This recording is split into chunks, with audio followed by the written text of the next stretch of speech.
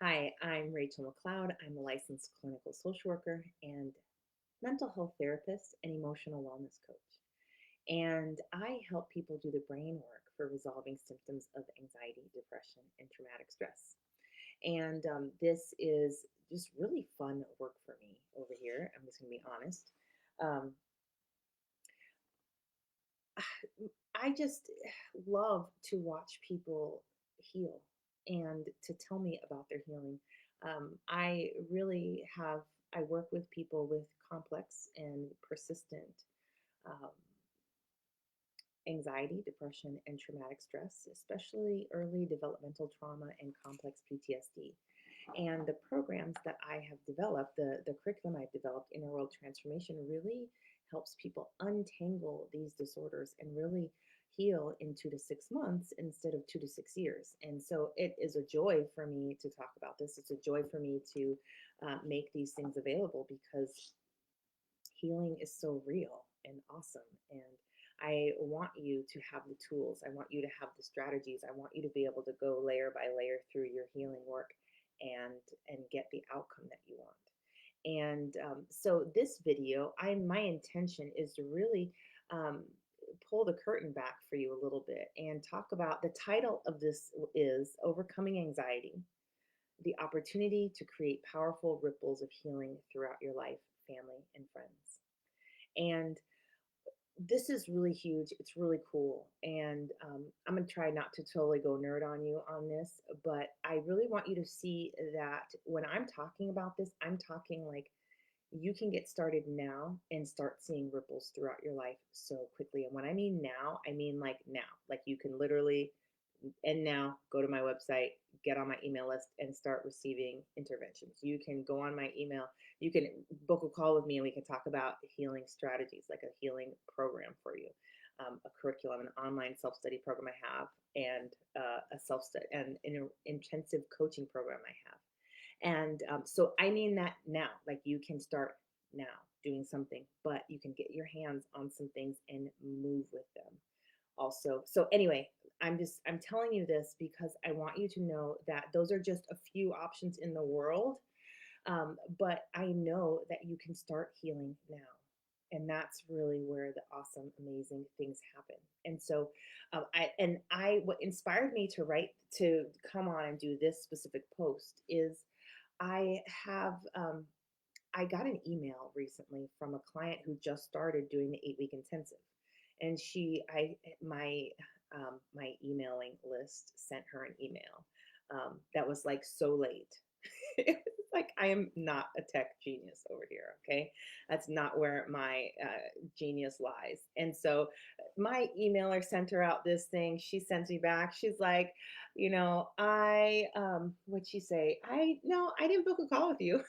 She said, but I have started. I have been working on the first part of the program, and she says I'm already seeing ripple effects throughout my life, and and that's just really the deal. She's in part one of my program, which is really designed to help the brain, help you learn how to um, support your brain's healing process. Now, that's not the nerd way I want to say it, but that's ultimately what it comes down to. And that process, because of early trauma, because of anxiety, because of depression, because of that stuff mounting up, that process, your brain's healing process, actually is stalled, is not working properly. It is not keeping up pace with the amount of stress it needs to process in your life. That's how we get disorders of anxiety, depression, and traumatic stress. So, the very first thing we want to do is fire up that healing process and escort it through its healing process to completion.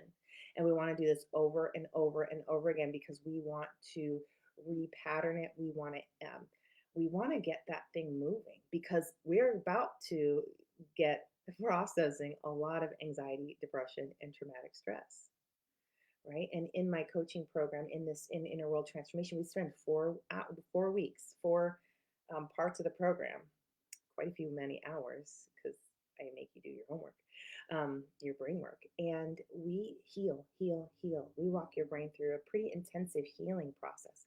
But here is somebody saying, I'm in week one and I'm already seeing the ripple effects. This is not the first person who's told me this. As a matter of fact, with my therapy clients, this is what I'm looking for all the time because that's what your brain should be doing. I expect it. Let's go. Let's see some symptom resolution. Let's see the results, because brains are what make your life amazing or make disorders, right? So if your brain is completing its healing process, you're going to see the results of healing.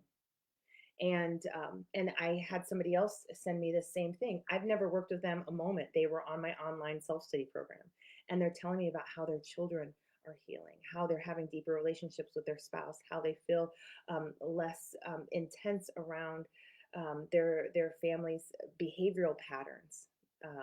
And so they're not being triggered by those anymore. They're starting to feel more calm. They're starting to feel more confident. They're starting to have insights into themselves. This stuff happens quickly. And I want to tell you that because I want to change your expectations for what to expect from your brain. I want you to expect, like, I have clients come to me and they're like, I know this takes time. No, we're going to see results now, right now, today. Which one do you want to resolve? Let's go. Um, and and I appreciate that. I think that people are really like, they don't want to be too anxious and too this and that. But as far as your brain's concerned, it's already chomping at the bit to heal. If you've got symptoms of anxiety, depression, or traumatic stress, your brain is like, we're going to heal, we're going to heal. It thinks it's going to do it, but that process is not working. And so it really needs support to get going. But once you do, it's like all of a sudden you open the gates and it's like it all starts falling through, the healing stuff, not the pain. That can come through too. That's why we have skills and strategies, right? And you can learn those. This is stuff that I teach people how to do so that they can do their inner work skillfully and safely and effectively. So, but what happens is that once you start the first part, where you get your stress processor, that's really nerd. That's really what it's, instead of healing process, it's really your stress processor. Stress processor. The stress, that the emotion that is negative or painful or registers as pain in the brain is stress on the body, and it's not a positive stress. It's not a, there's words for this. I'm not a stress expert, um, but I don't know if it's eustress. Like, I did not pay attention in class when they were talking about distress, eustress, something else stress. I don't know the difference, but but brains need to be really good at taking that stuff that would become overwhelming distress and shut down the healing process. We need to hold open the healing process and get that stress processed. And then your brain says, oh, that's how it happens. Yes, that's how it's happened. Let's do it again. Let's take this stressor over here and let's get that processed. Ooh, your brain is like, and all of a sudden you're going to notice some things happening. You're going to notice solutions being generated. You're going to notice insights being had. You're going to be able to see this thing from multiple perspectives, different perspectives. You're going to have a clearer view of things, and you're at just by doing this brain work, what's going to happen is your brain's going to be able to create new ways of being for you, and all of a sudden you're going to start behaving differently, not because you're actually choosing to, but because your brain is able to and has been able to create a new way of being for you, which is what stress is all about.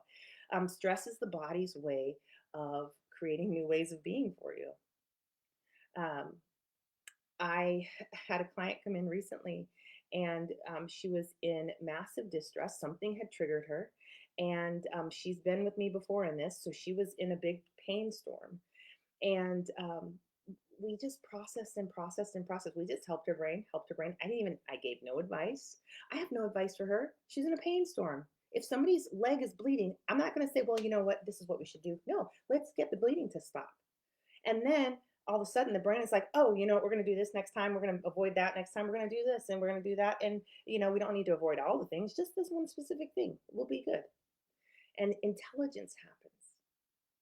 We can trust the brain to create stuff intelligent for you when it completes its process. If it doesn't get this stress through, it doesn't know what to make for you that's accurate, because it doesn't understand the situation, because it needs to process the information that's loaded in this stress ball. It's not stress to your brain. It's important information that needs to be processed. And when that gets processed, you get so many things. You start feeling more peaceful. You start feeling more present. You start feeling more open. You start feeling less defensive. And people will start telling you you are less defensive. What's up with that? I've had clients tell me that their friends start to have been noticing that they're smiling more. and that they're giving genuine laughs, and other people that that they're able to concentrate again. That's a beautiful ripple effect, to be able to get your concentration back, to be able to pay attention to your babies right in front of you instead of your mind checking out and going wherever they're going. Um, people when gosh, some of the ripple effects of things like processing despair is your brain actually starts creating hope. You know, it's not like go be hopeful, hey, we want you to be hopeful. No, brains make hope. If your brain's not making hope, what's up with that? Where's it stuck? So when we can overcome those symptoms of anxiety, you're going to also get the ripple effects of benefit throughout your life, and you're going to be stronger, you're going to be more certain, you're going to be more whole, more integrated, you're going to be more insightful about yourself, you're going to understand yourself better, you're going to be more connected to yourself. That's the building blocks of being more connected to others in your world. And this happens, brains do this. Brains make this. These are the ripple effects you get. So it's not just about overcoming anxiety. It's not just about resolving symptoms. That's awesome. It's really nice to have more control in your life. That's a great ripple effect. To be able to count on and rely on your mental wellness, to be able that's phenomenal. When that comes in, you get the ripple effect of taking more risks in your life, going out farther beyond your comfort zone and feeling secure about it, going deeper in intimacy with different friends or family members, or romantically or sexually, right? This it, there these ripple effects open massive, amazing doors that you may have been trying to open up in your life for a really long time, but they haven't been able to open yet. And the resolution, your brain resolving anxiety, depression, or traumatic stress, opens these doors. Those are the ripple effects you start to see. And so, and then it's you start feeling more replenished and less burnt out, and you start to notice joy coming up, and you start to notice motivation. Next thing you know, you're like, why don't I start walking? You know, I see it with my clients all the time. I have one client, I can't I get him back in the office because he's out hiking all the time. Because he's just having a great time. Comes back and it's like, oh, I did this, I did that, I had this inside, I resolved that, you know, whatever, go you. And I don't need to get him back in the office, just funny. But the motivation returns, the passions return. I have another one going back to theater. I have another one doing poetry. I have another one doing their art. I have another one re-engaging with their children. I mean, just over and over and over again. Do I say, hey, you need to re-engage with their children? Do they come to me, please help me re-engage with my children? Yes, a little bit more of that. But really, I just help their brain process these things. That's the very first thing we're doing. Once their brain can process stress, now we are like, okay, let's go after some projects here. You know, we can see you can do this. And then we're going to tackle projects in the sizes your brain can handle them. And I show you how to do this. And it's easy. And sometimes I feel like I'm cheating because, you know, as a therapist, I'm supposed to do all this trauma work with people. But really, I do work with people to do their trauma work. I do process trauma with people, but a lot of times they'll do it on their own, come back and tell me about it because I've shown them exactly how to do it. And then I watch them do it and I say, awesome job. Or I say, hey, let's try this. And in this moment right here, try this thing. And then they'll do that. And then I see that they can do it. They're seeing they can do it. They're getting the result. And the next thing you know, they're like, "Ooh, well, I started that same thing over here with this one that came up. I started having this flashback, so this is what I did with it." And we review it together. They did a great job. And then they come back next time. I did this, this, and this. So I'm over here. High five. Great job. So some of my job really, especially as you build your skill, is just to cheerlead for you. And just to, if you start wandering off in a not productive way, then I just hold up a sign.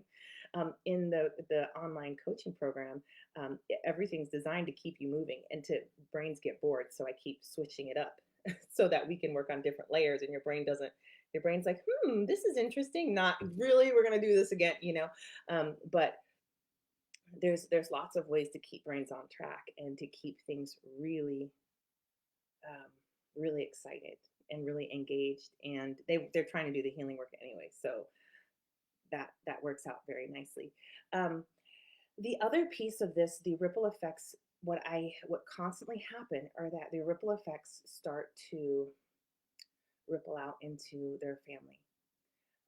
The people closest to you are picking up your nervous system all the time. And so when people start healing their anxiety, they start feeling more like and presenting more like an equal partner. A lot of times when we have a mental illness, we're not an equal partner. And if we are partnered with somebody also with a mental illness, it can be really challenging because who's gonna hold down the fort, right? But if we have a mental illness and our partner doesn't, it can be really taxing and heartbreaking for everybody involved because they're being strong for us, but we're out here with our, everything's going every which way. And so one of the huge shifts that start to happen is that as your brain heals yourself and you become more whole and well, you start to show up differently and more powerfully in your relationships. In your relationship, your marriage, your partnership, your friendships. You start showing up differently with your children.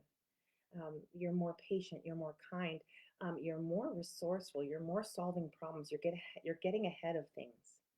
And this is really, really wonderful. This is one of my favorite things. Um, I have clients that will tell me their children just calm down. Their children are just more peaceful. One of the things is their children sleep better. Their children, I've had people that their children are now learning how to manage their anger because mom and dad are showing up differently, or mom or dad are showing up differently, usually. That children are feeling like they're being seen more accurately. There's a connection there. They feel like mom and dad are safe now. They wouldn't have said mom and dad aren't safe, but they felt unsafe because it's not safe when you're around somebody with a mental illness because any something could trigger them and set them off, or they could be just not seeing you accurately just because they're in their own pain. And so it's really beautiful to see what happens with children when parents heal, and you'll see those ripple effects. You'll start seeing them very, very quickly. And it's interesting. People tell me that they're having different conversations, that they're having more grounded conversations. They're being a really strong source, a reliable source for their family and their kids. And they don't talk about this, but what's really the deal is that their kids are picking up their nervous system. They're practicing our nervous systems just by watching us. It's brain function thing. It's pretty cool. Um, but it's really scary if you know that your nervous system is not a healthy one. And so I don't want you to go hide your nervous system because you can't, right? It's kind of like once you become a parent, you're in it. The best thing you can do is heal, is do your best to heal and to keep healing and to give as much love as you can possibly give and build your awareness and things like that. But I would even shortcut the building the awareness and just dive into your nervous system work. It's you do a little bit of work, like literally. If your first 10 hours in this healing work, getting your brain to process stress, your stress levels reduce dramatically. You start noticing changes right away. Those 10 hours of work in yourself are like so much healing work for your kids. Seriously. And that's really and how my program is set up. I give you a task to do in the first part, and then you're to do that 2 hours per day. You're to walk your brain 5 minutes here, 2 minutes there, 1 minute here, 30 minutes there through this healing process, processing stress. So you get your first 10 hours of work done the first week. So it's intensive, but it's really meant for those of you who no longer want to be suffering with symptoms anymore. That you want to move past this. You got other things to do than have panic attacks, right? And that's all of us. We all have better things to do than have racing thoughts and panic attacks and excessive worry and flashbacks. We have better things to do. So we want to get through this. And so if we do this in a very specific and targeted way, we do get through this. So, but those we can, I would say, in this work, and to get those like I just want to say, like, get to work. the Create the effects, like an ounce of doing the brain work and helping your brain complete this process is a pound or like 10 pounds of talking about it, preparing to do this, reading more books. Like, I want you to start manually working with your nervous system, not going to read another book. Get to work, right? Go to work. Do this work. It's right here. It's right here. It's right on your body. the work to your nervous system to help your brain process all this stuff it's working on, all the flashbacks is right here on your body. You know, you're tapping in some places, your collarbone breathing, you're doing all these things, but you're healing. And so really it's so much better to do the actual work than it is to talk about doing the work, because it's so much about creating the ripple effects through your life. The other thing that you'll notice is that with some of the what happens then is that you'll notice that the ripple effects continue out into your friendships, your work environment, your goals, your passions. Like all this stuff starts to work for you because your brain designs it to work for you. Your brain aligns you with the stuff by processing all this information and stress and post-traumatic stress and current stress. And by processing all that, that's the brain food that your brain will use to align you to your goals, your dreams, your values. This is where you'll notice that you can accidentally, not necessarily forcefully or intentionally, start making more money. This is where you deepen your romance. This is where you, um, gosh, you parent better. This is where your art comes in. This is where your creativity soars. This is a lot of the stuff that really can, this is some of the root issues um, of diseases. And so you can start noticing the ripple effects of doing your anxiety healing work through health challenges, through diseases, and make those things better, which is awesome to see. I see this a lot in clients, and as their stress levels rise, their health goes down, right? And so, but having them do this stuff, they have long periods of wellness, and that's awesome. I want to talk more about diseases and things like that, but I'm not going to right now. But the deal is that this stuff keeps spreading the ripple effects into your spirituality. This is huge. It is very difficult for people in relationships with higher powers to get through their traumatic stress, their post traumatic stress, to actually have a clear connection with their higher power. Trauma plays a massive role in your relationship with every single thing out here, and God is not excluded from that. Or all, or whoever you are interacting with is not excluded from um, the challenges that your trauma creates. I can't tell you how many people I get that have incredible amounts of faith but are so insecure in their relationship with their higher power. And they know that they're like, this isn't logical. I know this doesn't match, but their system is pumping fear, and so it doesn't stop pumping fear because they're talking to their higher power, and so or they're relating with, or they're with, they're. It's just it doesn't work like that. And so it's so important to do this healing work to create these ripple effects to make your life authenticated to you. And so that's really, and it's really about doing the work. And I want to encourage you that it does not take a lot of time. It is much faster than you think. And but I would recommend, if you do want fast results, that you follow a very strategic and systematic process, especially because when we're dealing with disorders, it's can be really a complex mess in there.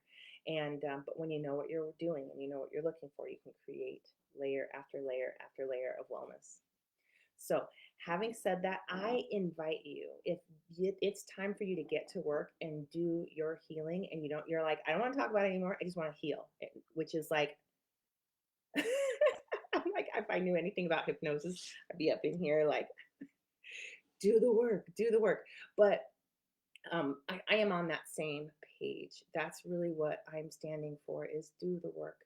And you can do the work. You can do so much more of the work in a short amount of time than you can with a therapist. Not that you shouldn't work with a therapist, but you're the one who has to live with yourself. You're the one who showers with yourself. You're the one who drives to work with you. You're the one who sleeps.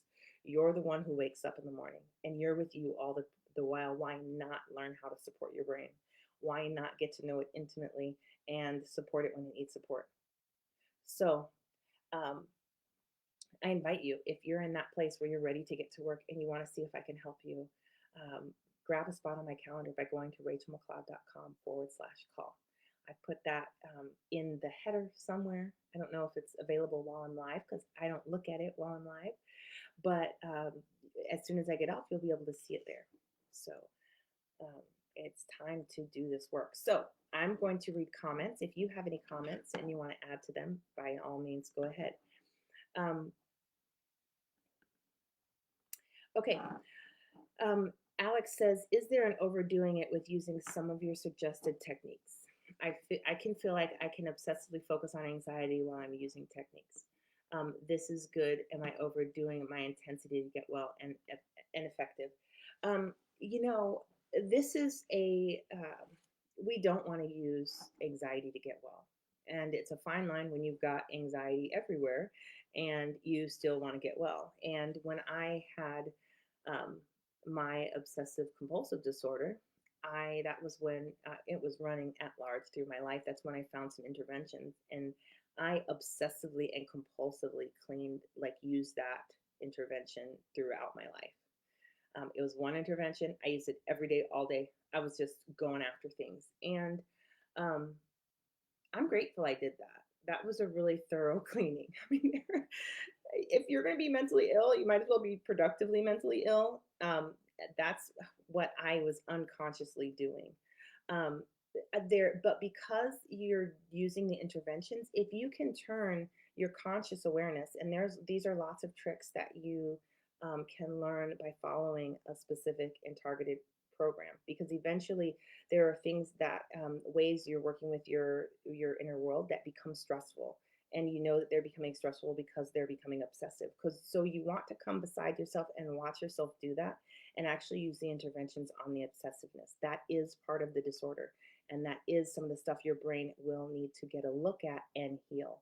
A lot of the times, a lot of the work is positioning your brain into a place where it can do the healing work. Like if you're a mechanic, you can't really fix the car from outside of the car. You got to really get in there, and you got to roll up on it. So you got to take some stuff out, and you got to get in there, right? And then you can, when you're close, you're like, oh, this is what's going on, and then you do the work right there. If you were to be fixing stuff from the outside, you're going to be a very frustrated mechanic because you're not going to get the result that you need because you're not positioned properly. And so that's a lot about what we're doing in some of the more advanced skills is to, can we position your brain for healing? And so there's lots of exercises that I guide people to use that will position their brain right on the healing that needs to be done. And that's really where they want to use an intervention. If you don't have a specific and strategic process, you end up sitting in your inner world spraying everything down. You're like, I don't know, we're going to do all this stuff and just and that is an okay place to start, but staying there too long, your system will become stressed by it and frustrated and um, agitated, overwhelmed, traumatized. I mean, it can get on there. That's why people a lot of times will end their healing journey early, because they're just like, well, I don't even know what I'm going to do. I'm just tapping and I'm not getting any results. I'm just using this intervention. I'm just using EMDR and I'm not getting any results. And I would say that's not the fault of your brain or your intervention. It's more the end of your skill set. And this will happen with therapists a lot. I wish that this was something that we were talking about as therapists. I've never, of all the trainings I have to take to keep my license and all this stuff, I haven't heard anybody talking about this yet. But um, therapists come to the end of their skill set. And a lot of times when that's not understood, then they'll say, well, this is as good as we can do. And so you're going to have to, you're going to have to keep coping from here on out. Use your skills to maintain. Um, that's one way. I think that that's probably the nicest of the options of like not understanding they're actually at the end of their skill set. They're not saying this, it's not as good as that can be done. There's a lot more awesome that can happen here, but they're just saying that. And so I can't tell you how many people um, I've started working with that thought that, this is all I can get. So can you just help me cope with it? No, I will not. Let's resolve this. So but sometimes it's made like, well, you're just ill, you're just not, you're not compliant, you're not doing this right. And it really is pushed, instead of the therapist understanding, I've come to the end of my skill set. let's find you somebody else who can take you farther. They'll push it back on the client and make it their fault, or somehow it's up to them. And that's not really the case. What's happening here is that somebody's at the end of somebody's skill set, and there's not a shaming thing to do. It's not a bad place to be. Um, when people are working with me, they come to the end of my skill set. I can't find any more problems. You've got some stuff that you need to do with your marriage. It's time for you. Your brain's working well. You need some solutions. Those are the marriage people do that. You know, the dating people do that. The raising children, the tactics and strategies and outcomes, that they do that. I don't do that. But now your brain's working well and you're able to receive the information, and you're not dealing with all this post-traumatic stress or your nervous system in survival mode. Like, now you're ready to go. So there's no shame in coming to the end of your skill set. It's just about acknowledging that and dealing with that well.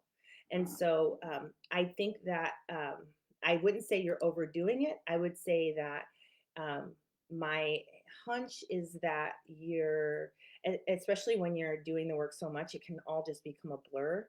And even for myself, I like to work with people when I come to some challenging places, because I've been working on it so long, it's my inner world. My brain is going to start filtering stuff out, and that's just how brains are. You become so familiar with something, you don't even see it anymore. And so that's just part of brain function, and understanding brain function and having a team that can support you. Um, and so what I would say first is that get a team. I think that's always phenomenal. The second thing I would say, get a strategy, get a proven strategic and specific strategy for getting the outcome that you want. You can reinvent the wheel. I definitely did, and it takes a long time, and we have things to do, and we're not getting any younger. Our children aren't getting any younger. There is no freeze frame. So I think that there's some. So I would say start. I would say those things, but from what you're saying, it sounds like the stress, what's becoming stressful, and it's rising in your awareness, which is one of the brain strategies for healing things, especially the subconscious mind. It doesn't heal and resolve problems. It brings things to the surface, to the part of the brain that can resolve problems. So it will push things, it's pushing things into your awareness. Can you see it here? Can you see it there? Like, you do not want your subconscious mind having to do all these tricks to bring something into your awareness. That can be really painful. So it sounds like what's coming up for you is that you're obsessively focusing on the anxiety, and so that what's that obsessiveness feel like? What's it look like?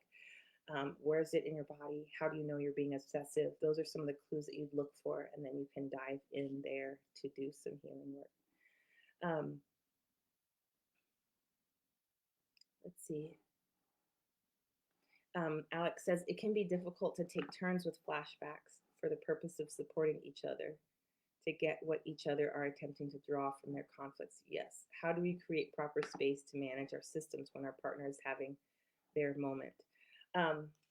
Gosh, this is the deal with couples with complex PTSD, and it is this as soon as supports can get in place, the better. Otherwise, you just have two people wounding each other pretty deeply, and not just wounding each other, because I don't know that we're actually wounding each other. Um, we are we are plucking the wounds of the other one, and actually, this is supposed to happen. This is actually a healthy process. It's part of just in being in a relation with people and rubbing shoulders with the humans around us. We'll find our hurts from the past that need to be healed. We'll find our misunderstandings. We'll find our shortages of information. We'll find all this stuff. That's how we become That's how it becomes available to us. Like, you don't know what you don't know until you go try something new. Then you're going to find out all the things you don't know. Well, in healing with complex childhood trauma, there's so many wounds inside.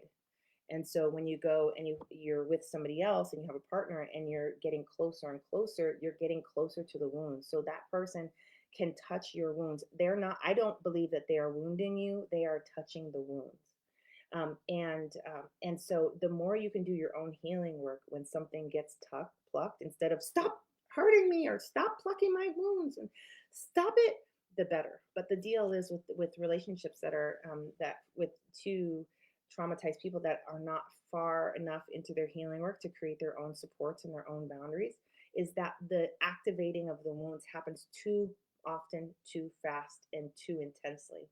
And so it's very difficult to control the intensity, the frequency, the dosing, those sorts of things. And it just can become about fighting. You can really lose hold of your prefrontal cortex and just be swinging away blindly in fight, flight, freeze, faint, or fawn in response to the pain moving through your system.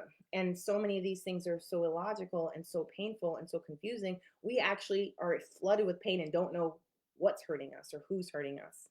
And a lot of times it's we want to get this stuff through our own system so that at least we can take the past pain out of here and the post-traumatic stuff out of here, because once the brain can get that stuff out of here, usually it can understand and resolve the present stressors much easier. Sometimes it will not ever resolve the present stressors if the past stressors aren't taken out. And so um, I, in this situation, it's very unique to each couple and where they're at in the healing journey and what they want to do. In this case, I would also say this is really when the support of a marriage therapist, a marriage counselor, would really be beneficial. Especially because you don't really want to hurt your loved one, but you will, because hurt people. And so once you get some strategies in there and some boundaries and some structure and some healing, especially skill in healing, increasing, that's really when you can transform a lot of this stuff. And that person can be a healthy participant in your inner world. And you can keep your own safety, security, while in the presence of others, which is really the biggest trick. That's really the goal. The rest of the stuff falls online. And if somebody else isn't able to or willing to do their healing work, then you come to a place where you realize very consciously that you no longer match. So I have clients doing all kinds of things. I have clients finding out they don't match and ending in divorce. I have clients that get closer and that as they drop the stuff, they're just like, just in happy joy in their marriages and relationships. It's really great. Um, so those are some of the things that I notice. So maintaining that proper space, not my um, I have some ideas there, but I don't. Mine are really for brain function stuff. I might do a live video on this soon. It's a good one. It's a good topic. Um, I feel like, and a mentally ill samurai using some of your suggested techniques. Yeah. Um, there's a time if you have the right interventions, sometimes that can really be a benefit, but um, it can turn out well, but eventually you really want to turn it. And I don't think we're supposed to do all of this on our own. Our nervous systems are created to co-regulate and to heal in the presence of others and to use others for healing, not in a narcissistic way of using somebody, but it just, like it just feels good to be around some people. It just feels good to have this, or it may be a massage, or feels good to have acupuncture. It feels good to sit across the table with a friend. That's your nervous system giving you some direct feedback. I like this, right? And so we want to be able to give it more of that. That's the good stuff. We want it to be fueled with the good stuff and to it be dunked in it, right? What's this? How are those chemicals? How's that chemical concoction? That fuzzy warm feeling. Can we recondition to that? Yes, we can, and we want to. So um, I'd say if you're doing the work, get a teammate. If you've already, especially if you've got enough skill to get some symptom resolution going on and make things better, you've got enough skill to team up. And but and if you can't team up, then that would be the thing to be using the interventions on. The things you're afraid of, the worries, the concerns, the inner instability at the thought of having somebody else help you with your inner world. Sorry, excuse me. So yeah, but it's time to make some changes if you're feeling like you're not getting the results that you want, and dive deeper, get some strategies in there.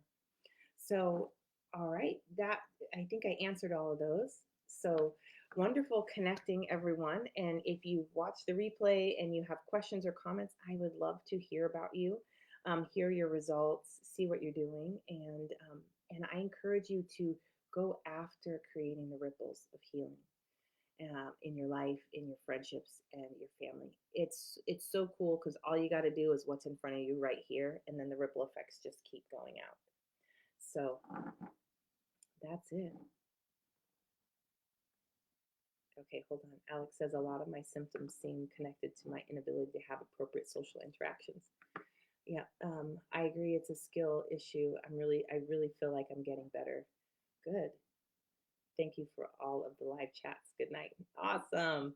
Good. I'm glad you're getting better. And, you know, one last word on that is that if you have relational trauma in early childhood, it's going to be a feature of your adulthood. And so that you might feel safer alone. Every one of us who would have um, relational trauma is going to be dealing with activating that in relationship, in social interactions. So that's not something that's just native to you. This is how we work. Our wounding will show up.